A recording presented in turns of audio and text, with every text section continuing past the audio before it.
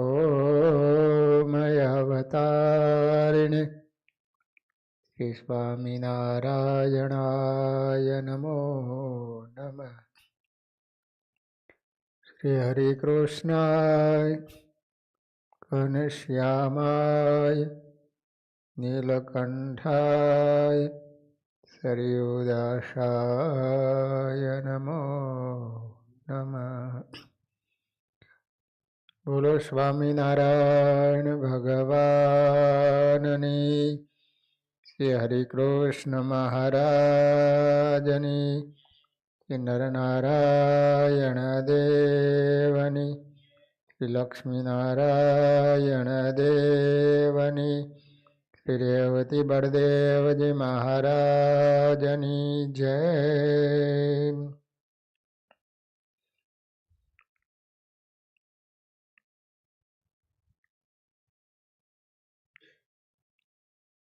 શ્રીમદ ભાગવતજીના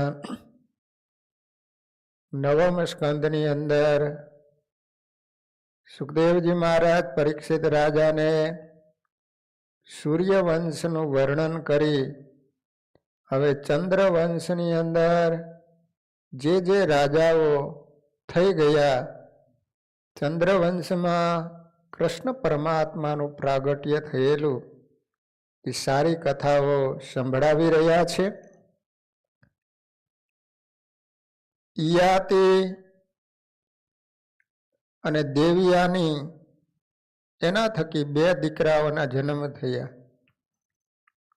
એમાં દેવયાનીનો મોટો પુત્ર યદુ, અને યદુના વંશમાં શ્રી કૃષ્ણ પ્રગટ થયા માટે એને યાદવો કહેવામાં આવે. નાના પુત્ર પુરુએ પોતાની યુવાની પિતાને આપેલી, તેથી પિતાએ રાજ્ય એને આપ્યું. આગળ જતા વંશમાં દુષ્યંત અને રંતિદેવ નામના રાજા થયા છે. રંતિદેવનું ચરિત્ર અદ્ભુત છે. પોતાને જે મળતું તે બીજાને આપતો. રંતિદેવના જીવનનું ધ્યેય હતું કે ભલે હું દુઃખી થાઉં, દુઃખ ભોગવું, પણ બીજા સુખી થાય અને સુખ ભોગવે. રંતિદેવ રાજા અતિ પવિત્ર રાજા હતો. એને શરીરે અગણિત દુઃખોને સહન કર્યા છે. પોતે નગરની અંદર જે પ્રજા હતી એ સારી પ્રજાનું પોતાના પુત્રની પેઠે પાલન કરે છે. રાજાનો ધર્મ બને છે કે પ્રજા છે એને પોતાના પુત્રની જેમ ધ્યાન રાખવું જોઈએ, એનું રક્ષણ કરવું જોઈએ, એનું પાલન કરવું જોઈએ. રાજાનો ધર્મ બને છે. રંતિદેવ રાજા અનાજનો સંગ્રહ કરાવે છે, કારણ કે પહેલાના જમાનામાં વરસાદ ન વરસે એટલે દુષ્કાળ પડે, અને અત્યારની જેમ સિસ્ટમ નહોતી. અત્યારે તો ગમે ત્યાંથી અનાજ લાવી શકાય. એ વખતે તો વરસાદ ન વરસે એટલે માણસો પાસે અનાજ ખાવા માટે કાંઈ ન બચે. એટલે એ સમયના રાજાઓ અનાજનો સંગ્રહ કરાવતા. તો રંતિદેવ રાજા બધાય માણસોની પાસે અનાજનો સંગ્રહ કરાવતા. એમ કરતા આવી પડ્યો 12 વર્ષનો વળી કાળ. 12 વર્ષ સુધી વરસાદ ન વરસ્યો. 12 વર્ષનો દુષ્કાળ પડ્યો.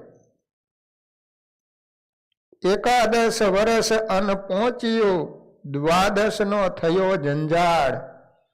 રાજાએ જે અનાજનો સંગ્રહ કરેલો હતો એમાંથી 11 વર્ષ સુધી ચાલ્યું.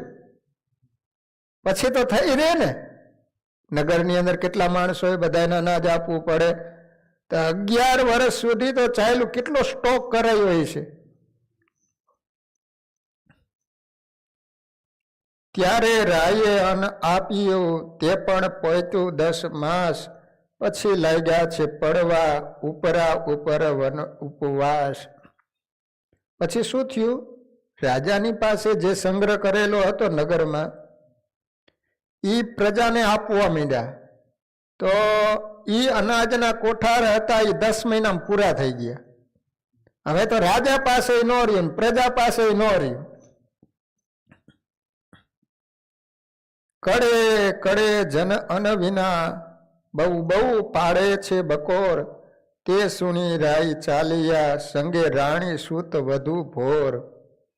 પછી તો શું, નગરના બધા માણસો છે ને રાજાની પાસે આવીને કહે છે કે રાજા, અમને કંઈ ખાવાનું આપો, અમને ખૂબ ભૂખ લાગી છે.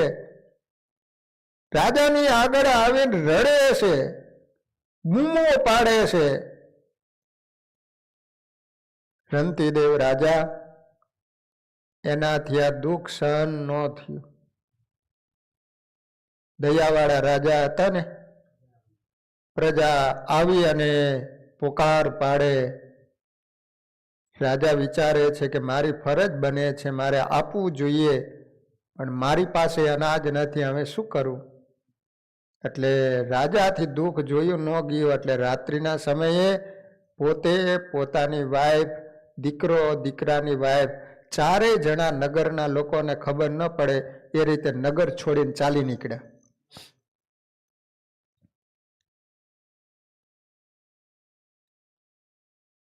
રંતીદેવ રાજા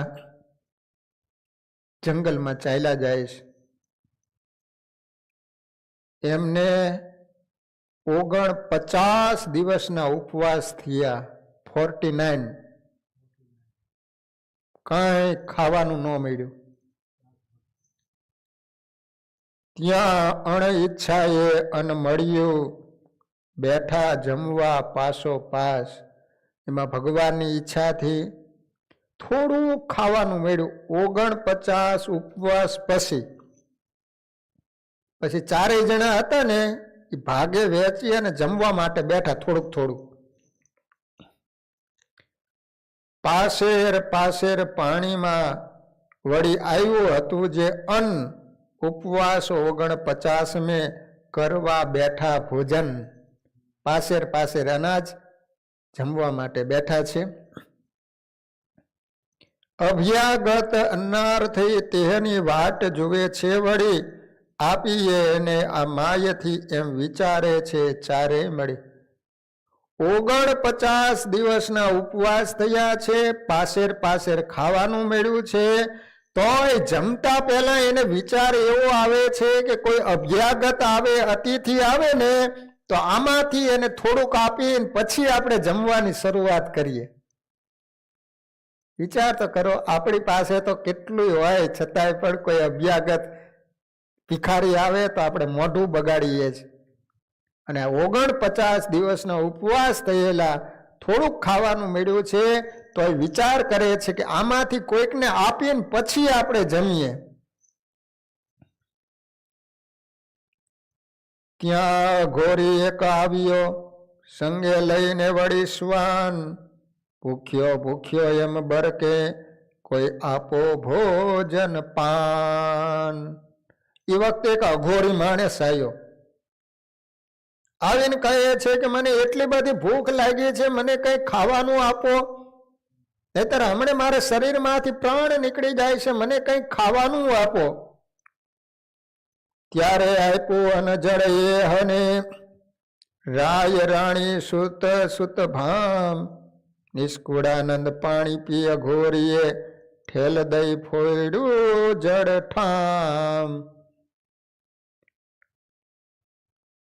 ચારે જણાએ પોતાના ભાગનું બધું આપી દીધું. ઓલાને એટલી બધી ભૂખ લાગી હતી ને ત્યાં ચારેય જણાનું ખાઈ ગયું.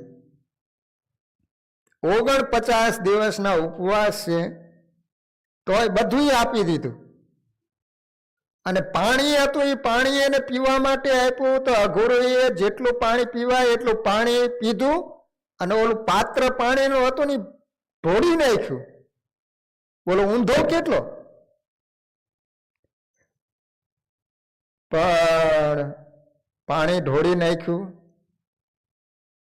ત્યાં કોઈ કૂવો નહોતો, હવે પાણી ક્યાંથી લાવવું? રંતીદેવ રાજા, એનો દીકરો, પુત્રવધુ, પોતાની પત્ની ચારેયને તરસ લાગી છે. પડ્યું દુઃખ એવું તોય પામ્યા નહીં હારજી, વળતો રાયે એમ કર્યો વિચારજી.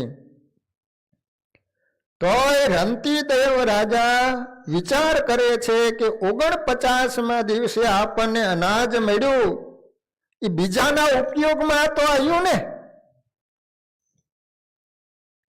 અને આવો જ્યાં વિચાર કર્યો ને એ જ વખતે પેલો અઘોરી માણસ હતો એ અઘોરીમાંથી ધર્મદેવ મૂર્તિમાન બની ગયા.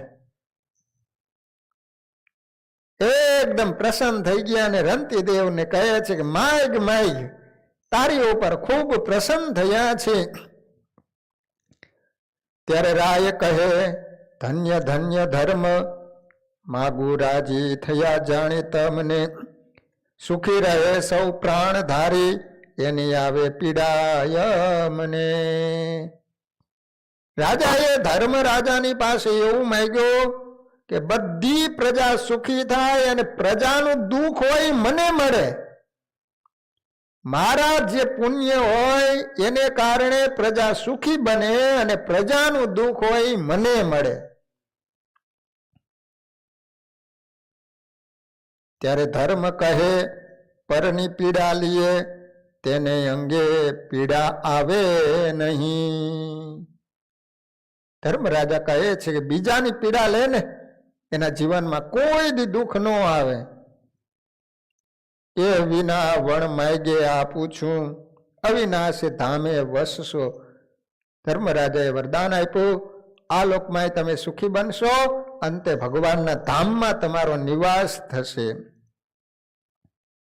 ધન્ય એ રાયની ધીરજને, ધન્ય સત્યવાદી દયા ઘણી. એવી અનાદિની રીત જોઈ જન, પછી વિચારવી રીત આપણી. હવે આપણી રીત વિચારો કે આપણા જીવનમાં આવો છે પરોપકારની ભાવના. ભગવાને આપણને કંઈક આપ્યું હોય તો બીજાને કંઈ આપો છો. એના જેવી હોય આપણી તો ઠરી બેસવું એ ઠીક છે, નહીં તો કસર કાઢવી એ હજરૂડો વિવેક છે. નિષ્કુળાનંદ સ્વામીએ લખ્યું છે કે જો કદાચ આપણામાં કોઈ ખોટ હોય તો આ કથા સાંભળ્યા પછી એ ખોટને કાઢી અને રંતીદેવ રાજા જેવું પરોપકારી જીવન બનાવીએ. કૃષ્ણ ભગવાનના પૂર્વજોની કથા છે આ, એમના વંશજોની કથા છે. એના વંશજની અંદર કેવા કેવા રાજાઓ થયા.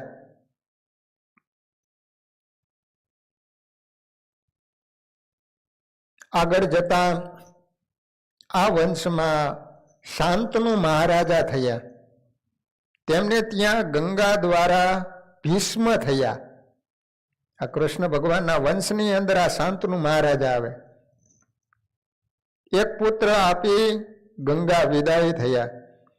પિતાના સુખ માટે ભીષ્મે રાજ્ય, સંપત્તિ અને કામ સુખનો ત્યાગ કર્યો.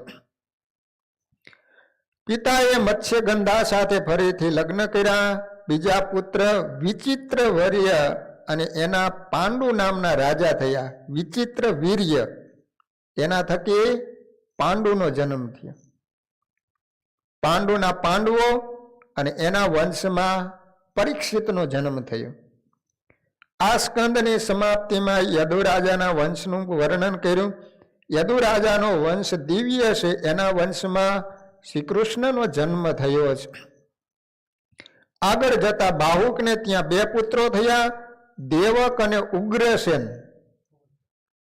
દેવક થકી દેવકીનો જન્મ થયો અને ઉગ્રસેન થકી કંસનો જન્મ થયો. દેવક રાજાએ 7 કન્યાઓના લગ્ન વસુદેવ સાથે કરેલા. 7 કન્યા, 7. વસુદેવ અને દેવકીનું 8મું સંતાન એ શ્રી કૃષ્ણ ભગવાન. ધર્મની સ્થાપન કરવા અને અધર્મનો નાશ કરવા માટે ભગવાને અવતાર ધારણ કર્યો. શ્રી કૃષ્ણ ગોકુળમાં રમ્યા અને 14 વર્ષ મથુરામાં બિરાજ્યા. તે પછી ભગવાન શ્રી કૃષ્ણ દ્વારકાનાથ થયા. ગ્રસ્ત ધર્મનો આદર્શ બતાવ્યો. 16,000 રાણીઓ છે પણ કોઈમાં આસક્ત નથી. પૃથ્વી પરની ભાર હળવો કરવા કૌરવ અને પાંડવોનું યુદ્ધ કરાયું. આમ 9મા સ્કંદમાં સંક્ષેપમાં કૃષ્ણ કથા કહી અને 9મો સ્કંદ સમાપ્ત કર્યો. હવે આવે છે 10મ સ્કંદ. 10મ સ્કંદની અંદર 2 ભાગ છે, પૂર્વાર્ધ અને ઉત્તરાર્ધ. હવે પૂર્વાર્ધની કથા શરૂ થાય છે. ભાગવતનું ફળ 10મ સ્કંદ છે. 10મ સ્કંદમાં સુખદેવજી ખીલ્યા છે. એમના ઈષ્ટદેવની કથા છે, લાલજીની કથા છે. શ્રીમદ ભાગવત 7 દિવસમાં મુક્તિ આપનાર ગ્રંથ છે. અનેક જન્મ અનેક સાધના કરતા કરતા પણ મળે નહીં તે અતિ દુર્લભ મુક્તિ પરીક્ષિત રાજાને 7 દિવસમાં મળે છે. ભાગવતની શરૂઆતમાં પરીક્ષિત રાજાનો પ્રથમ પ્રશ્ન હતો કે જેનું મરણ નજીક આવ્યું હોય એનું શું કર્તવ્ય, એને શું કરવું જોઈએ. હવે સુખદેવજી જો કોઈ યજ્ઞ કરવાની આજ્ઞા આપે તો કોઈ પણ યજ્ઞ એવો નથી કે જે 7 દિવસમાં મુક્તિ અપાવી શકે. જીવનના છેલ્લા શ્વાસ સુધી કોઈ વિચાર કે વિકાર આવે નહીં તેવો ઉપાય કરવાનો હતો. સુખદેવજીએ વિચાર્યું કે જો 7 દિવસમાં રાજા કૃષ્ણ કથામાં તન્મય થાય તો એને મુક્તિ મળે. મુક્તિ મનને મળે છે, મુક્તિ આત્માના માટે નથી. આત્મા તો સદા મુક્ત જ છે. સુખ દુઃખ આત્માને થતા નથી, પણ તે સુખ દુઃખ મનને થાય છે. મનને સુખ દુઃખ થાય અને એનો આરોપ આત્મા પર કરવામાં આવે છે. સુખદેવજી વિચારે છે કે રાજાનું મન 7 દિવસ શ્રી કૃષ્ણ સિવાય બીજે ક્યાંય જાય નહીં તો રાજાને મુક્તિ મળે. વિવેકથી જ્ઞાન વૈરાગ્ય ખૂબ વધે, પણ કૃષ્ણમાં જો રાજા લીન થાય તો એને મુક્તિ મળે. મુક્તિ એને મળે કે જેનું મન મરે. પૂર્વ જન્મનું શરીર ભલે મર્યું પણ પૂર્વ જન્મનું મન લઈને જીવાત્મા જગતમાં આવ્યો છે, મન સાથે રહેશે. મનને કોઈ પણ રીતે મારવાનું છે. સંસારના વિષયનું ચિંતન મન છોડે તો એ મન ભગવાનમાં લીન થાય. કૃષ્ણ કથામાં એવું આકર્ષણ છે કે તે મનને ભગવાનમાં લીન કરે. ભગવાનની કથા છે ને, કથામાં તમે બેસો, કથા સાંભળો, તમને એકદમ શાંતિ થાય. તમારું મન ચારે બાજુ ફરતું હોય, ગાઢ સંકલ્પો ચાલુ હોય ને, બધું બંધ થઈ જાય. ભગવાનની કથામાં બેસવાથી આપણું મન ભગવાનમાં લાગે છે. જ્યાં સુધી તમે કથામાં બેઠા હોય ત્યાં સુધી તમને બીજા કોઈ વિચારો નહીં આવે.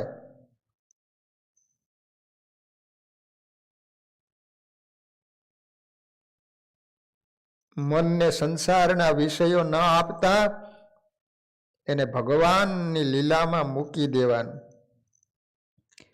ઘડીક આંખ બંધ કરી વિચારવાનું અથવા ચિંતન કરવાનું કે કૃષ્ણ ગાયો ચરાવવા નીકળ્યા છે, કનૈયો ગાયોને બોલાવે છે, નવડાવે છે, ખવડાવે છે. મન પ્રતિકૂળતામાંથી હટીને અનુકૂળતામાં જોડાય એ ઉદ્દેશથી આ કથા કરવામાં આવી છે. આ કથાથી જ્ઞાન અને વૈરાગ્ય વધે છે. મનુષ્યને પ્રવૃત્તિ છોડવાની ઈચ્છા થાય છે અને સાથે સાથે આ કથા કૃષ્ણ પ્રેમમાં પાગલ બનાવે છે. પરીક્ષિત રાજાનો સંસારનો મોહ છોડાવવા અને એને કૃષ્ણ લીલામાં તન્વય કરવા માટે આ કથા છે. શ્રી કૃષ્ણ લીલા એ નિરોધ લીલા છે, મનનો નિરોધ કરવાનો છે. જગતનું વિસ્મરણ અને ભગવદ આસક્તિ એનું નામ છે નિરોધ. આપણો આનંદ જ્યાં સુધી બહાર છે ને, બહારના પદાર્થો પર આધાર રાખે ત્યાં સુધી દુઃખ આપણી પાછળ ઊભું છે. આનંદ ક્યાંય બીજે નથી, આનંદ આપણી અંદર જ છે. તે આનંદ લેવાનો પ્રયત્ન કરવાનો છે. સંસારના વિષયોનું વિસ્મરણ થાય, સંસારનો સંબંધ તૂટે ત્યારે બ્રહ્મ સંબંધ થાય અને આનંદ આવે છે. જો સંસારના વિષયોમાં સાચો આનંદ મળતો હોત તો મનુષ્યની નિદ્રા માટે ઈચ્છા જ ન થાય, પણ વિષયોનો આનંદ ભોગવીને પછી મનુષ્યને નિદ્રાના આનંદની ઈચ્છા થાય. તે બતાવે છે કે સંસારના વિષયોમાં સાચો આનંદ નથી. કૃષ્ણ કથા એવી છે કે જગતને ભૂલાવે છે, અનાયાસે જગતની વિસ્મૃતિ થાય છે, પ્રભુ સાથે પ્રેમ થાય છે. આનંદ જગતમાં નથી પણ જગતને ભૂલવામાં છે. જગતમાં રહેવાનું અને જગતને ભૂલવાનું છે. સંસાર છોડીને ક્યાં જઈશો? જ્યાં જઈશું ત્યાં મન સાથે આવશે. 5 મહાભૂત વાળું શરીર સાથે આવશે. સંસારને છોડવાનો નથી પણ મનમાંથી સંસારને કાઢી અને સંસારમાં રહેવાનું છે. મન ભગવાનમાં તન્મય થાય તો મનમાંથી સંસાર નીકળે. આ કથામાં ભૂખ તરસ ભૂલાય છે. 10મ સ્કંદની શરૂઆતમાં સુખદેવજીએ રાજાની પરીક્ષા કરી અને કહ્યું કે રાજા, આજે 5 દિવસથી તું એક આસને બેઠો છું. તારે જળપાન કે ખાવું હોય ને તો ખાઈ લે, પછી આગળની કથા તને હું કહું. ત્યારે પરીક્ષિત રાજાએ સુંદર જવાબ આપ્યો છે. મહારાજ, થોડા દિવસ પહેલા મારાથી ભૂખ તરસ ન થતા તરસના કારણે મુનિના ગળામાં સર્પનો હાર પહેરાવી એનું અપમાન કરેલું અને એની શિક્ષા થઈ છે. હવે તો ભૂખ નથી, તરસ પણ નથી, જળનો પણ ત્યાગ કરી દીધો છે. ભૂખ તરસ મને ત્રાસ આપતા નથી, કારણ કે તમારા મુખ કમળમાંથી નીકળતા શ્રી હરિ કથા રૂપી અમૃતનું પાન કરી શકીએ. તમારા મુખમાંથી નીકળતું કથારૂપી અમૃત એનું પાન કરી રહ્યો છું. એટલે ગુરુદેવ, મને ભૂખ તરસ કાંઈ લાગતી નથી. તમે ભગવાનના ચરિત્રો મને સંભળાવો. ભાગવતમાં એમ લખ્યું છે કે જેને ભક્તિમાં આનંદ મળે છે ને, અને જે ભક્તિ રસમાં તરબોળ બને છે ને, એના ભૂખ તરસ ઓછા થાય છે. સુખદેવજીને રાજાના આવા જવાબથી આનંદ થયો છે. વિચારે છે કે રાજા છે તો જિજ્ઞાસુ અને લાયક. કૃષ્ણ કથામાં રાજાની તન્મયતા થયેલી છે. કથામાં આવી તન્મયતા થવી જોઈએ તો કૃષ્ણ કથામાં જગત ભૂલાય છે. જગતને ભૂલવા યોગીઓ પ્રાણાયામ પ્રત્યાહાર કરે છે, પણ જગત ભૂલાતું નથી. પણ જ્યારે કૃષ્ણ કથામાં ભગવદ સ્મરણ કરતા જગતની વિસ્મૃતિ થાય અને દેશ કાળ અને દેહનું ભાન ન રહે, ત્યારે પ્રત્યક્ષ ભગવાન ના મળ્યા હોય તો પણ એ પરમાત્માના પ્રત્યક્ષ મળ્યા બરોબર જ છે. સુખદેવજીને સમાધિમાં જે આનંદ મળતો હતો તે આનંદ કૃષ્ણ કથામાં મળે છે. તેથી તો સુખદેવજીએ સમાધિ છોડી દીધી છે. આ કૃષ્ણ કથામાં સર્વને આનંદ મળે છે, કારણ કે એમાં સર્વ રસોનો સમન્વય થયેલો છે. કૃષ્ણ કથા બાળકને પણ આનંદ આપે અને સંન્યાસીને પણ આનંદ આપે. શ્રી કૃષ્ણ બાળક સાથે બાળક, યુવાન સાથે યુવાન, જ્ઞાની સાથે જ્ઞાની અને યોગી જોડે યોગી. શ્રી કૃષ્ણ ભોગી છે પણ રોગી નથી. ભોગી હોવા છતાં પણ તે યોગી છે. સાધારણ નિયમ એવો છે કે જે ભોગી છે તે રોગી થવાનો. એકાદશ સ્કંદમાં વર્ણન આવે છે કે શ્રી કૃષ્ણ 125 વર્ષે સ્વધામ પધાર્યા, ત્યારે તેમનો એક વાળ પણ ધોળો નહોતો થયો. 125 વર્ષે. વાળ કાળા હતા ભગવાનના, એક પણ વાળ સફેદ નહોતો થયો. આ કૃષ્ણ કથામાં હાસ્ય રસ છે, વીર રસ છે, શૃંગાર રસ છે, કરુણ રસ છે, ભયાનક રસ છે, તમામ જાતના રસો આની અંદર ભર્યા છે. કારણ કે શ્રી કૃષ્ણ પોતે જ રસરૂપ છે. રસોય વૈ સહ. મહાપુરુષો હસતા પણ નથી, રડતા પણ નથી. તેઓ તો શાંત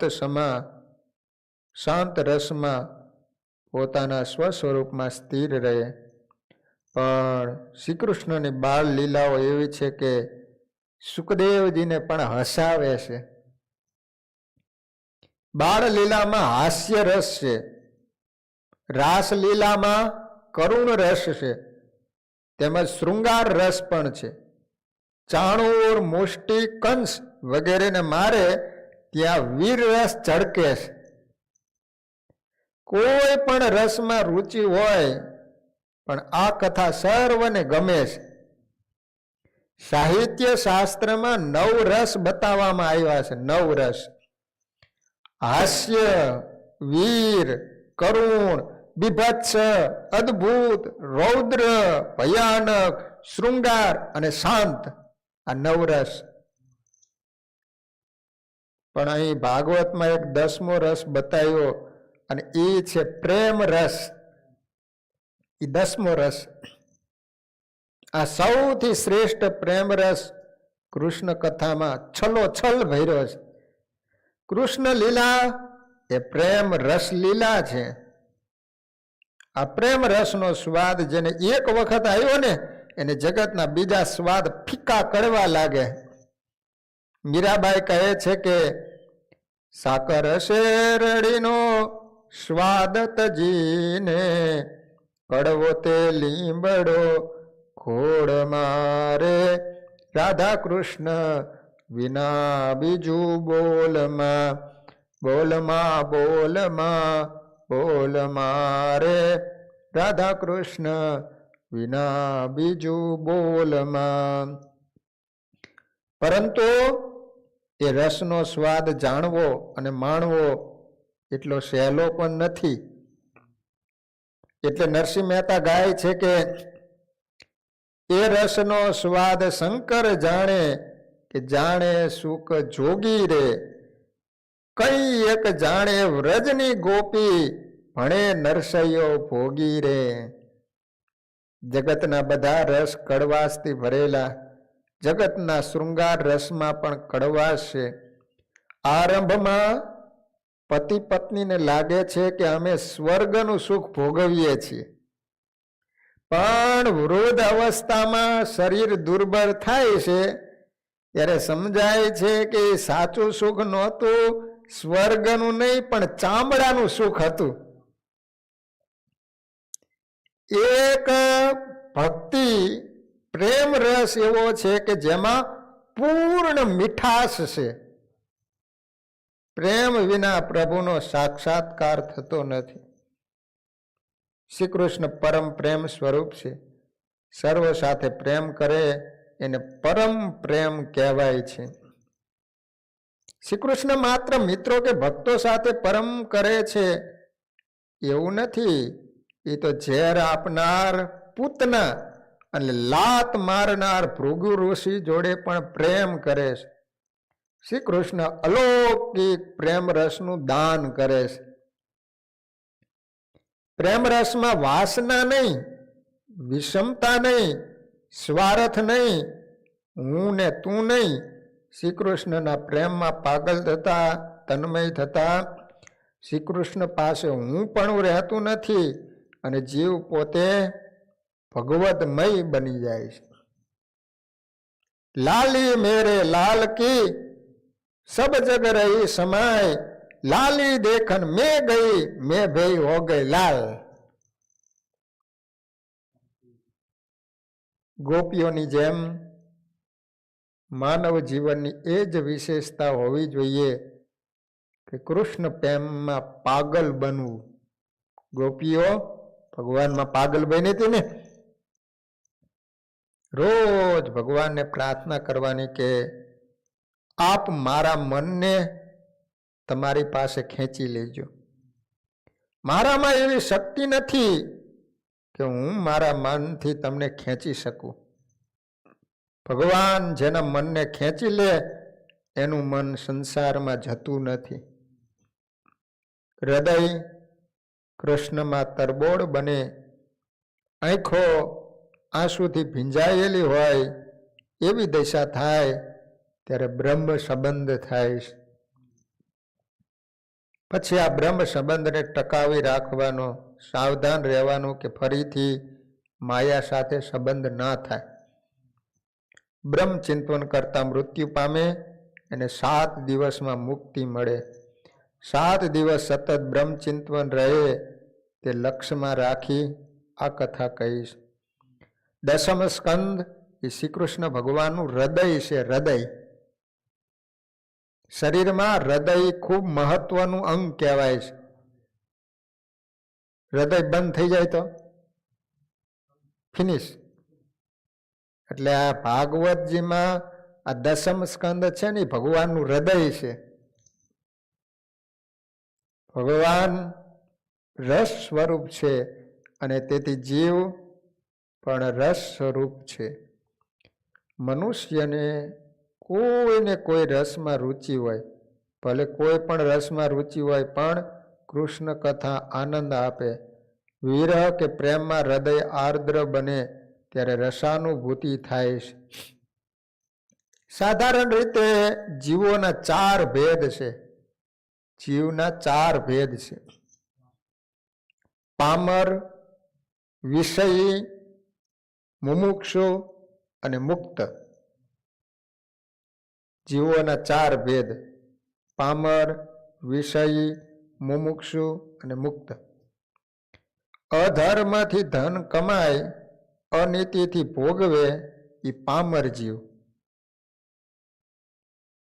ધર્મથી કમાય અને ઇન્દ્રિય સુખ ભોગવે એ વિષયી જીવ. સંસાર બંધનમાંથી છૂટવાની ઈચ્છા રાખનાર એને મુમુક્ષુ જીવ કહેવાય. આપણે બધા મુમુક્ષુમાં આવીએ કે આપણને મુકાવાની ઈચ્છા જાગી કે આ લોકમાંથી મુક્ત થઈને ભગવાનની પાસે પહોંચવું છે. કનક અને કાંતા રૂપ માયાના બંધનમાંથી છૂટેલા અને પ્રભુમાં તન્મય થયેલા એને મુક્ત જીવ કહેવામાં આવે છે. અને સંસારમાં ક્યાંય આસક્તિ ન હોય, સંસારમાંથી જે મુક્ત બની ગયા હોય એને મુક્ત જીવ કહેવામાં આવે. જીવતા છતાંય મુક્ત કહેવાય. મહાપ્રભુજીએ કહ્યું છે કે રજસ, તમસ કે સાત્વિક કોઈ પણ પ્રકૃતિનો જીવ હોય પણ એને કૃષ્ણ કથામાં આનંદ આવે. તેથી એને દસમ સ્કંદના 3 વિભાગ કર્યા: રજસ, તમસ અને સાત્વિક પ્રકરણ. શ્રી કૃષ્ણ પ્રેમ સ્વરૂપ હોવાથી પરિપૂર્ણ માધુર્યથી ભરેલા છે. શ્રી કૃષ્ણ લીલાના વિવિધ રસોમાંથી કોઈ પણ રસમાંથી રુચિને પુષ્ટિ મળે અને અલૌકિક પ્રેમ રસની પ્રાપ્તિ થાય છે. ધીરે ધીરે સંસારની આસક્તિનો વિનાશ થતા શ્રી કૃષ્ણમાં આસક્તિ થઈ જીવન સફળ થાય છે.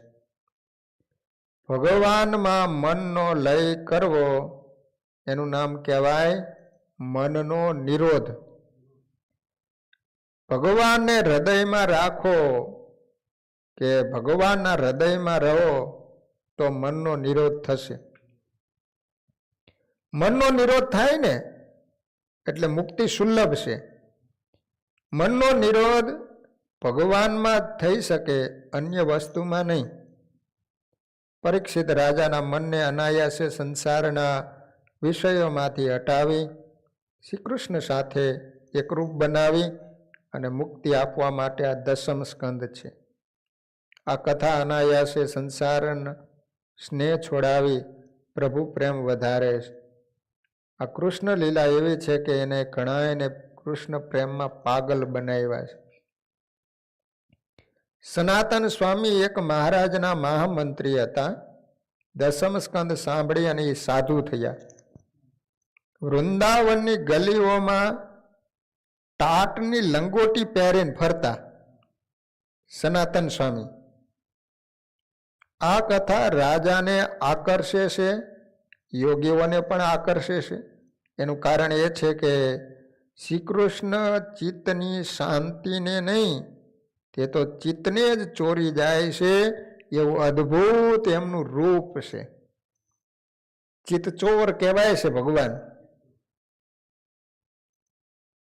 સુખદેવજી મહાયોગી અને મહાજ્ઞાની છે, પણ સર્વ છોડીને, સમાધિ છોડીને કૃષ્ણ કથામાં પાગલ બન્યા છે.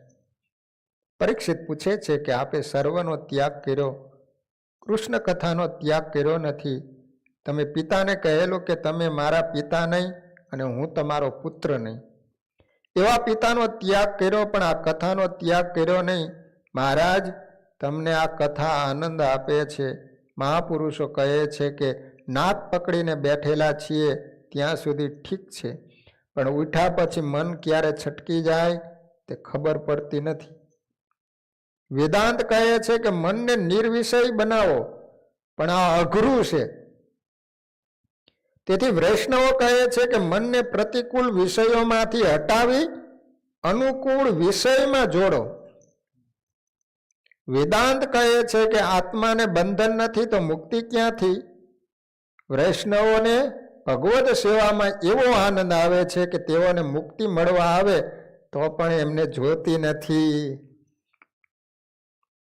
સમાધિમાં બેઠા પહેલા યોગીઓને મન અને સર્વ ઇન્દ્રિયો સાથે ઝઘડો કરવો પડે છે. ઇન્દ્રિયોને કાબુમાં રાખી એના બધા દરવાજા બંધ કરવા પડે છે. આંખ બંધ કરવી પડે, નાક બંધ કરવું પડે. તેમ છતાં વાસના રૂપી ધૂળ ક્યારે ઘૂસી જાય એ ખબર પડતી નથી. લોકો ઘરના બારણા બારી બંધ કરીને બહાર જાય, પણ પાછા આવે ને ત્યારે ધૂળ નજરે ચડે છે. તેથી જ્ઞાન માર્ગ અને કઠણ માયનો જ્ઞાન માર્ગમાં પતનનો ભય હોય છે, જ્યારે ભક્તિ માર્ગમાં ઇન્દ્રિયો જોડે ઝઘડો નથી. ભક્તિ માર્ગમાં આંખ અને સર્વ ઇન્દ્રિયો શ્રી કૃષ્ણને આપવાની હોય છે. કૃષ્ણ કથામાં ઉગાડી આંખે અનાયાસે સમાધિ લાગે છે. આંખ બંધ થયા પછી મન શાંત રહે એનું જ્ઞાન કાચું. ઉગાડી આંખે મન શાંત રહે ઈ જ્ઞાન સાચું. ઉગાડી આંખે જગત ના દેખાય અને ભગવાન દેખાય એ જ જ્ઞાન સાચું છે. જ્ઞાનની છેલ્લી કક્ષાએ પહોંચી ગયા પછી જગત રહેતું નથી, એકલા ભગવાન જ રહેશે. જ્યારે અહીં તો ઉગાડી આંખે સમાધિ, એકલા ભગવાન શ્રી કૃષ્ણના દર્શનમાં કથામાં તન્મયતા થાય અને જગત બ્રહ્મરૂપ લાગે. કહે છે કે સાધો સહજ સમાધિ ભલી. સમાધિના બે પ્રકાર બતાવ્યા છે. સમાધિ એક જળ અને બીજી ચેતન. જળ સમાધિમાં યોગીઓ મન ઉપર બળાત્કાર કરે, એને પકડીને જબરજસ્તીથી વશ કરે. પણ એ એટલું ઉત્તમ નથી. તેથી કોઈ કોઈ ઠેકાણે હઠ યોગની નિંદા કરી છે. હઠ યોગી કદાચ રોગી પણ બને. હઠ યોગીને ભક્તિનો સાથ ન હોય તો એ નકામું છે. જે જબરજસ્તીથી મનને પકડે છે એને કોઈ વખત મન ખાડામાં નાખે છે. મન ઉપર બળાત્કાર કરવા કરતા એને પ્રેમથી સમજાવીને વશ કરવું એ વધુ સારું છે. તેથી મહાત્માઓ મનને પ્રેમથી વશ કરી અને પ્રભુના માર્ગમાં વાળી સમાધિ જેવો આનંદ મેળવે છે. મનની પાસે કોઈ સત્તા નથી. આત્માની સત્તાથી કામ કરે. આત્મા એને હુકમ ના કરે ત્યાં સુધી તે કામ કરી શકતું નથી. મનને શાસ્ત્રમાં નપુંસક કહ્યું છે. યોગીઓ બળથી મનને પકડી અને એને બ્રહ્મ રંધ્રમાં સ્થાપે છે. યોગીઓ સમાધિમાં બેસે ત્યારે એનું શરીર જડ બની જાય. જડ સમાધિમાં શરીરનું ભાન રહેતું નથી. એને આંગળી ઘોચો તોય પણ અસર થશે નહીં. જડ સમાધિ કરતા ચેતન સમાધિ શ્રેષ્ઠ છે. ગોપીઓની ચેતન સમાધિ છે. ગોપી આંખ નાક બંધ કરીને બેસતી નથી, પણ ઉઘાડી આંખ કાન રાખી કૃષ્ણના ધ્યાનમાં તન્મય બને છે. ગોપીઓ સર્વ ઇન્દ્રિયમાં શ્રી કૃષ્ણને રાખે. આ જોઈ ઉદ્ધવજી જેવા જ્ઞાનીને આશ્ચર્ય થયું. ગોપીઓ શ્રી કૃષ્ણ પ્રેમ જોઈને ઉદ્ધવજીનું જ્ઞાનનું અભિમાન ઉતરી ગયું. ઉઘાડી આંખે જગત ન દેખાય, પણ ભગવાન દેખાય એ સમાધિ છે. ઉઘાડી આંખે સમાધિ. સાચા જ્ઞાનીને ઉઘાડી આંખે આખું જગત બ્રહ્મરૂપ દેખાય છે. ગોપીઓની સહજ સમાધિ છે. એની નજર જ્યાં જાય ત્યાં એને શ્રી કૃષ્ણના દર્શન થાય છે. દેહ અભિમાનનો નાશ થતા વેદ જીવ ભગવાનને તત્વથી જાણી લે છે. પછી જ્યાં જ્યાં એનું મન જાય ને ત્યાં ત્યાં એને સમાધિ લાગે. બધું વાસુદેવમય છે એવું જણાય છે. ઉદ્ધવજીને તો માત્ર મથુરામાં જ શ્રી કૃષ્ણના દર્શન થાય છે, પણ ગોપીઓને તો નજર જ્યાં જ્યાં જાય છે ત્યાં એને શ્રી કૃષ્ણ દર્શન થાય છે. ભગવાનના પ્રત્યક્ષ દર્શન થાય પછી એને યોગ સમાધિની જરૂર રહેતી નથી. ગોપીઓના ભારે વખાણ કર્યા છે. ભક્તિ સૂત્રમાં નારદજીએ પણ કહ્યું છે કે ભક્તિ કેવી કરવી, તો કે ગોપીઓ જેવી. યથા વ્રજ ગોપિકા નામ. ગોપીઓ પ્રેમની મૂર્તિ છે. ગોપીઓ ગ્રહસ્થાશ્રમી છે, તેમ છતાં સુખદેવજી જેવા મહાત્મા એમની કથા કરે છે. તેથી માનવું પડે છે કે ગોપીઓ મહાપરમહંસ છે, જેઓ સર્વથી અલિપ્ત થઈ અને કૃષ્ણ પ્રેમમાં તન્મય છે. શ્રી કૃષ્ણ પણ મહાન ગ્રહસ્થ છે અને મહાન સંન્યાસી પણ છે. આવો ગ્રહસ્થ અને આવો સંન્યાસી કદી થયો નથી અને થવાનો પણ નથી. સુખદેવજી મહાયોગી છે, મહાજ્ઞાની છે, મહાન વૈરાગી, પણ એને કૃષ્ણ કથા છોડી નથી. કથા મનુષ્યનો થાક ઉતારે છે. કથા થાક. કથા સાંભળતા ભગવાનને મળવાની આતુરતા વધે છે. કૃષ્ણ કથા સાંભળતા તૃપ્તિ થતી નથી.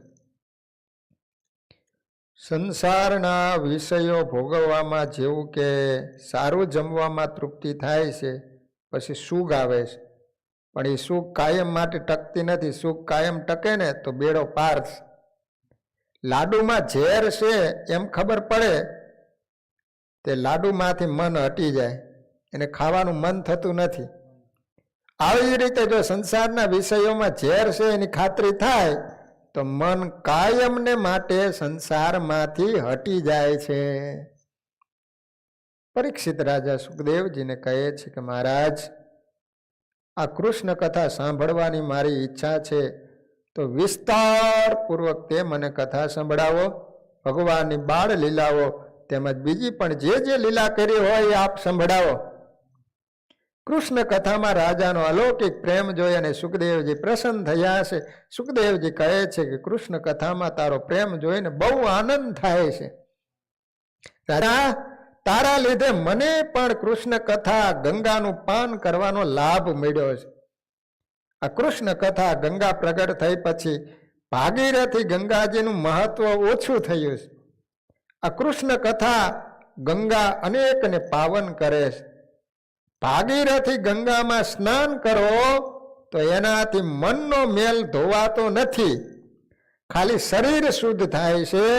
જ્યારે કૃષ્ણ કથા મનનો મેલ દૂર કરે, મનને શુદ્ધ કરે, માટે કૃષ્ણ કથા શ્રેષ્ઠ છે.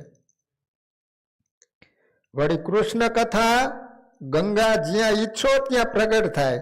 ભાગીરથી ગંગાને કહો કે અમારા શહેરમાં પ્રગટ થાઓ તો ત્યાં પ્રગટ થશે?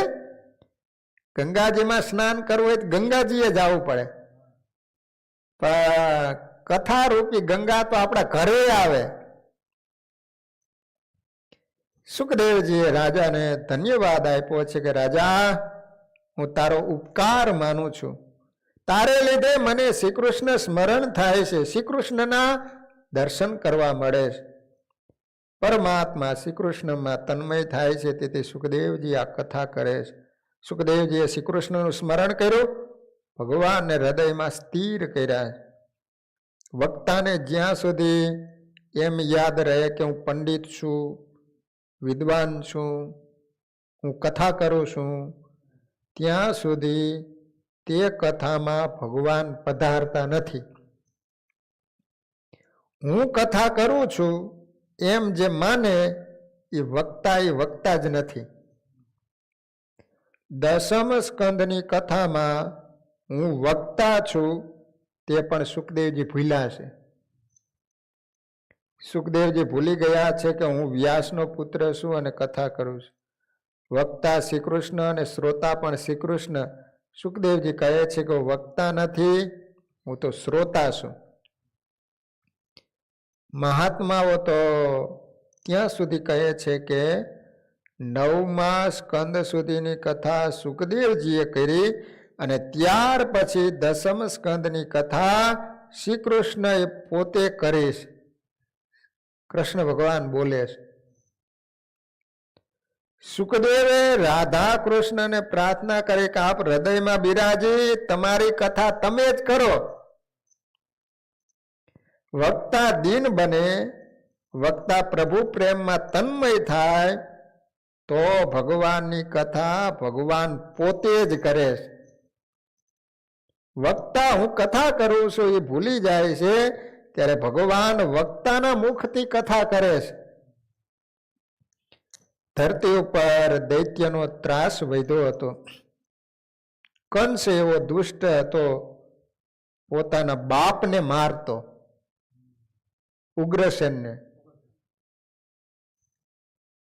બાપને કેદ કરી જબરજસ્તીથી કંસ રાજા બની ગયો.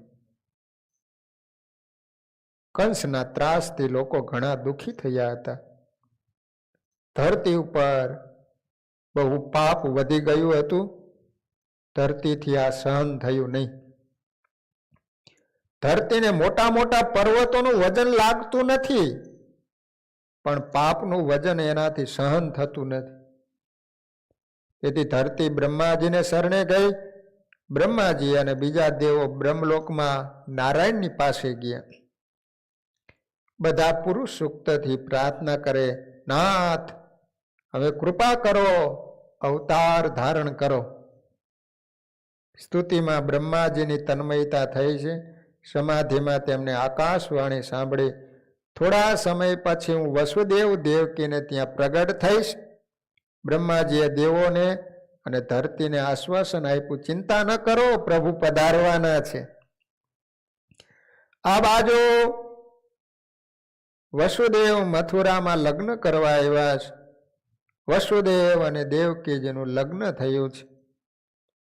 દેવકીને વળાવવા જતા કંસ રાજાએ વિચાર કર્યો કે બહેન બનાવીને સારું લાગે એટલે રથ હું હાંકીશ. કંસ સારથી થઈ અને રથમાં બેઠો અને રથ હાંકે છે. વસુદેવજી મહાવૈષ્ણવ છે અને ભક્ત દુઃખી થાય તો જ ભગવાન પધારે. વસુદેવજીને આમ માન આપવાને બદલે કંસ એને જો ત્રાસ આપે ને તો ભગવાન જલ્દી પ્રગટ થાય. પાપી દુઃખી થાય ભગવાન તો સાક્ષી રૂપે જુએ. પાપી માણસ દુઃખી થાય તો ભગવાનને દયા આવતી નથી. એ વિચારે છે કે પાપ કર્યા એટલે દુઃખી થાય. પાપ કરતો હોય ત્યારે તો હસતો હતો, હવે રડે છે.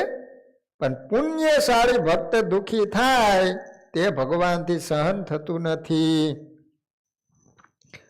કંસ દેવકી અને વસુદેવનો રથ હાંકતો હતો. એ જ વખતે આકાશવાણી થઈ, જે દેવકીને તેના સાસરે પહોંચાડવા તું જાય છે તે દેવકીનો 8મો પુત્ર તને મારશે. આકાશવાણી થઈ.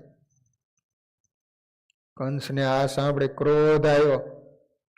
આ દેવકીને મારી નાખું તો મારા કાળનો જન્મ થશે નહીં. કંસે દેવકીનો ચોટલો પકડ્યો અને તલવારથી એનો વધ કરવા તૈયાર થયો. તે વખતે વસુદેવ કંસને સમજાવે છે, તમે આ શું કરો છો? આ તો સ્ત્રી છે, સ્ત્રી અવંધ્યા છે, સ્ત્રીનો વધ કરાય નહીં. વળી આ તો તમારી નાની બહેન છે, તેને મારશો તો જગતમાં અપકીર્તિ થશે. દેવકીને મારીને તું અમર તો થવાનો નથી. જેનો જન્મ એનું મરણ નિશ્ચિત છે, મરણ નિવારી શકતું નથી. વસુદેવજી કંસને સમજાવવાનો બહુ પ્રયત્ન કરે. છેવટે કહ્યું, દેવકીથી તો તારું મરણ નથી ને? કંસ કહે, ના. વસુદેવ કહે છે કે આ દેવકીને જેટલા બાળકો થશે હું તને સોંપી દઈશ, બધા બાળકો તને આપી દઈશ. કંસે વિચાર્યું કે હું સ્ત્રી હત્યાના પાપથી બચીશ, એટલે એને કહ્યું, બહુ સારું, હું દેવકીને મારતો નથી. વસુદેવજી શુદ્ધ સત્વગુણનું પ્રતીક છે. વિશુદ્ધ ચિત્ત એ વસુદેવ છે. દેવકી એ નિષ્કામ બુદ્ધિ છે. એ બંનેનું મિલન થાય એટલે ભગવાનનો જન્મ થાય. વસુદેવ અને દેવકીને ત્યાં પ્રથમ સંતાન થયું. એક દીકરાનો જન્મ થયો. કારાવાસની અંદર પૂરી દીધા છે કંસે. વસુદેવ એમના વચન પ્રમાણે અને દેવકીના કલ્પાંત છતાં નાનો એવો તાજું જન્મેલું બાળક એને લઈ કંસની પાસે આવ્યા. બાળકને કંસની સામે મૂક્યો. વસુદેવનો સત્સંગ થવાથી કંસની બુદ્ધિ સુધરીશ. બાળકને જોતા કંસનું હૃદય પીગળ્યું છે. તેણે વિચાર કર્યો કે આ બાળકને મારવાથી શું લાભ થવાનો? 8માંથી મારું મરણ છે. આ તો પહેલો છે. આ બાળકને હું નહીં મારું. તેને વસુદેવને કહ્યું કે 7 બાળકોને તમારે ત્યાં રાખજો, મારા કાળ 8માને મને આપજો. વસુદેવ બાળકને લઈ અને દેવકીની પાસે આવ્યા. આ બાજુ નારદજીએ વિચાર કર્યો કે મામા કંસની બુદ્ધિ બહુ સુધરે, એ સારું નથી. તે સુધરી જશે અને વધુ ને વધુ પાપ નહીં કરે તો ભગવાન અવતાર નહીં લે અને કંસ જલ્દી મરશે નહીં. કંસને લીધે દેશ દુઃખી છે.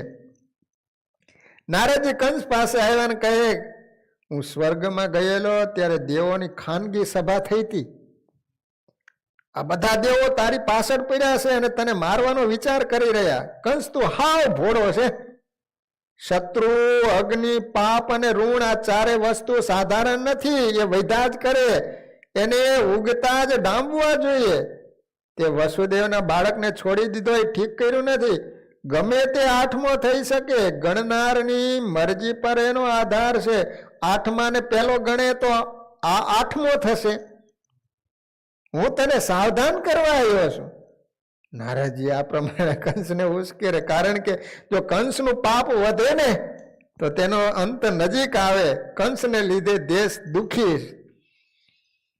એટલે હવે કંસ પાછો કારાવાસમાં આવશે. એ દેવકીનો પહેલો બાળક હતો. એના પગ પકડી માથા ઉપર ગોળ ગોળ ફેરવી દિવાલે જે ઘા કરશે આકાર માત્ર મિટાવી દઈશ. આ રીતે દેવકીના 6 દીકરાઓને મારી નાખ્યા. તો કૃષ્ણ પરમાત્માના પ્રાગટ્યની કથા આપણે કાલે શ્રવણ કરીશું. અહીંયા હરિસ્મરણ સાથે કથાને વિરામ. શ્રીપતિમ શ્રીધરમ સર્વદેવેશ્વર ભક્તિધરમ આત્મજમ વાસુદેવમરે માધવમ કેશવ કામદમ કારણમ સ્વામિનારાયણમ નીલકંઠમ ભજે સહજાન મહારાજની. સ્વામિનારાયણ સ્વામિનારાયણ સ્વામિનારાયણ સ્વામિનારાયણ સ્વામિનારાયણ.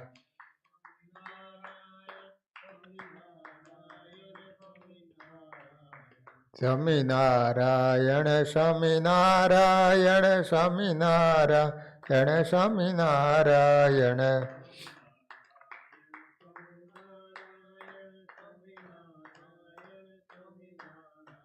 સ્વામિનારાયણ સ્વામિનારાયણ સ્વામિનારાયણ સ્વામિનારાયણ સ્વામિનારાયણ સ્વામિનારાયણ સ્વામિનારાયણ સ્વામિનારાયણ